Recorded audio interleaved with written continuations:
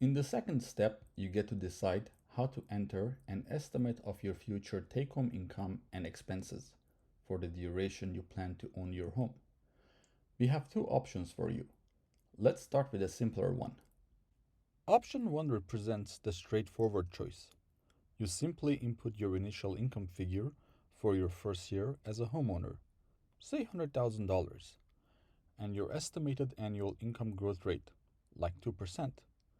From there, we will compute your projected income for the subsequent years. This option is appropriate for households who work in industry sectors that have a predictable income trajectory. Now, folks who have a constant and predictable income trajectory tend to keep their expenses in line as well. So, when using the simple options for your expenses, we assume that they grow at their own constant rate. A couple of important points to remember with this option.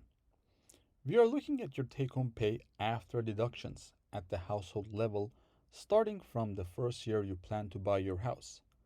Expenses cover everything you spend on, like utility bills, groceries, travel, car payments, basically everything unrelated to your mortgage and home related costs. It's a pretty straightforward way to plan for your finances, but it doesn't consider your unique story or specific future plans. Option 2, on the other hand, takes your story and life's vision into account. Say you are thinking about switching jobs in a few years and expecting a salary boost of about 15%.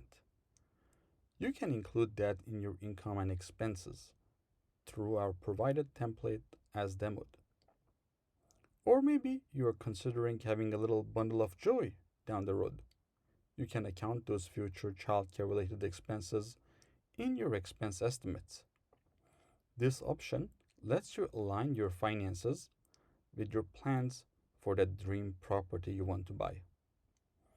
Just like in the first option, your income is the net household income, what you bring home basically.